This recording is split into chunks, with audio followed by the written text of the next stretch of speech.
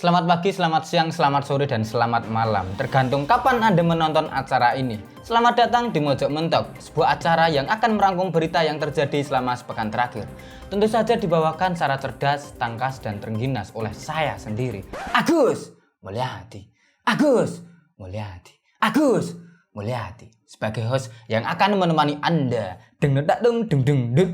Seperti mati lampu, ya sayang, seperti mati lampu. Cintaku tanpamu, ya sayang, bagai malam tiada berlalu. Seperti mati lampu, ya sayang. Mantap. Kasus babi ngepet yang sempat membuat heboh masyarakat Depok dan sekitarnya beberapa waktu yang lalu berakhir anti klimaks. Polisi menyatakan bahwa kasus tersebut murni rekayasa. Polres Depok pun menetapkan Adam Ibrahim sebagai tersangka dalam kasus tersebut. Dialah yang diduga menyebarkan berita palsu terkait keberadaan babi ngepet. Kapolres Depok Kombes Imran Edwin Siregar mengatakan bahwa Adam Ibrahim memang sudah merencanakan untuk membuat cerita bohong tentang babi ngepet setelah ada warga yang kehilangan uang. Berdasarkan hasil penyelidikan, Adam diketahui bersekongkol dengan beberapa orang untuk merekayasa kasus babi ngepet ini, termasuk memesan seekor babi secara online. Adam sudah merencanakan skenario tersebut sejak lama. Kepada polisi, Adam Ibrahim mengaku sengaja menyebarkan isu soal babi ngepet ini kepada warga karena ia ingin terkenal di kampungnya. Ya, sebagai negara yang punya semangat spiritual dan juga kekayaan fauna yang sangat beraneka ragam, munculnya babi ngepet walau hanya dalam format isu ini tentu saja layak untuk kita syukuri ya. Adanya isu babi ngepet ini toh terbukti membuat masyarakat terhibur ya kan. Banyak meme-meme lucu yang berseliweran ya di media sosial. Dan yang paling penting nih ya, kasus babi ngepet ini sukses membuat masyarakat sejenak melupakan problema hidup mereka ya. Maka marilah kita memberikan penghormatan yang setinggi-tingginya ya. Kita angkat topi untuk Pak Adam Ibrahim yang telah menjadi martir demi menciptakan isu babi ngepet ini. Tidak bisa tidak, munculnya babi ngepet ini memang menjadi sumbangsih penting Depok dalam khasanah kebangsaan dan kebudayaan nasional ya. Sudah saatnya babi ngepet ini mengambil alih tampuk nama besar Depok yang selama ini sudah terlalu berat untuk dipikul oleh Ayu Ting Ting dan juga Ayah Ojak. Sebuah video viral di masyarakat terkait seorang warga yang dibentak dan diusir oleh pengurus masjid karena salat di dalam masjid dengan memakai masker. Jangan pakai masker, ini kan masjid. Jadi kita ada perbedaan antara masjid dengan pasar. Belakangan diketahui bahwa insiden dalam video tersebut terjadi di Masjid Al-Amanah, Medan Satria, Bekasi. Pria yang dibentak dan diusir bernama Roni Oktavianto, sedangkan pengurus masjid yang mengusirnya bernama Abdul Rahman. Abdul Rahman mengatakan bahwa masjid berbeda dengan pasar, sehingga jangan diperlakukan sama. Abdul Rahman bahkan sempat membacakan dalil surat Ali Imran yang menyebutkan bahwa masjid adalah tempat yang aman. Kasus tersebut kemudian sampai ke telinga Kapolsek setempat, hingga akhirnya digelar mediasi untuk mendamaikan dua belah pihak. Kapolsek Medan Satria Kompol Agus Rohmat pun menegur Abdul Rahman yang memaksa jamaah untuk tidak memakai masker. Menurut Agus, memakai masker adalah bagian dari penerapan protokol kesehatan. Abdul Rahman pun akhirnya meminta maaf kepada Roni serta berjanji tidak akan menyuruh jamaah yang salat di masjid tersebut untuk melepas masker. Ya, beragama itu adalah satu hal ya, sedangkan berpikir adalah hal yang lain. Jadi ya nggak heran kalau banyak yang mengartikan dalil itu secara saklek, letterlek lah. Contohnya ya kayak Pak Abdul Rahman ini. Ya gimana ya, beliau ini kan pakai dalil soal masjid sebagai tempat aman ya. Padahal dalil tersebut itu konteks sebenarnya adalah soal kondisi perang ya, bukan wabah. Ini sudah beda kasus ini. Kalau soal wabah, ya, MUI pun sebenarnya sudah bikin fatwa sendiri. MUI ini sudah menyarankan pada siapapun yang mau sholat jamaah di masjid untuk menerapkan protokol kesehatan. Termasuk ya jaga jarak, bawa sajadah sendiri. Terus yang paling penting tentu saja adalah memakai masker dan lain sebagainya. Nih ya, Masjidil Haram aja dengan yang amannya setengah mampus ya. Yang bahkan orang nggak berani loh maling kotak infak di sana. Itu pun orang kalau mau sholat di sana itu wajib pakai masker. Apalagi cuma masjid di Bekasi ya kan. Aduh, ini memang Pak Abdul Rahman ini ada-ada saja. COVID-19 ini demen banget nih sama orang-orang kayak gini nih.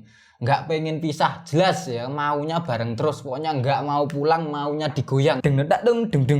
Polda Sumatera Utara berhasil mengungkap praktik penggunaan alat tes antigen bekas pakai di Bandara Kuala Namu, Deli Serdang, Sumatera Utara yang melibatkan petugas Laboratorium Kimia Farma Medan. Polda Sumatera Utara pun menetapkan 5 orang tersangka dalam kasus penggunaan alat tes antigen bekas di Bandara Kuala Namu tersebut. Salah satu tersangka dalam kasus tersebut adalah PLT Branch Manager Laboratorium Kimia Farma Medan. Ia diketahui meraup keuntungan sebesar 30 juta rupiah per hari dari praktik pelayanan tes antigen menggunakan alat bekas ini. Ditreskrimsus Polda Sumatera Utara menyatakan bahwa praktik penggunaan alat tes antigen bekas itu sudah berlangsung sejak bulan Desember 2020 lalu. Kasus ini langsung memancing emosi masyarakat, aneka hujatan dan cacian pun meluncur deras ke akun Kimia Farma. Menteri BUMN Erick Thohir pun mengutuk keras tindakan petugas Kimia Farma yang tega menggunakan alat tes antigen bekas itu.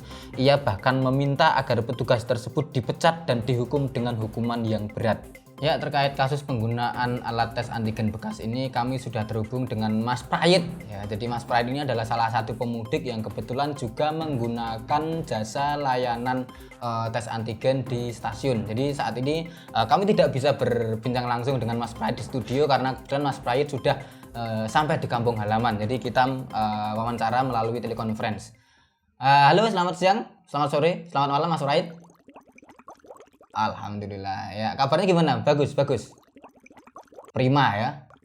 Sehat, bergas ya. Oke, siap. Mas Prayit ini berarti sudah sampai di rumah ya? Berarti berangkat kapan? Oh, tadi pagi.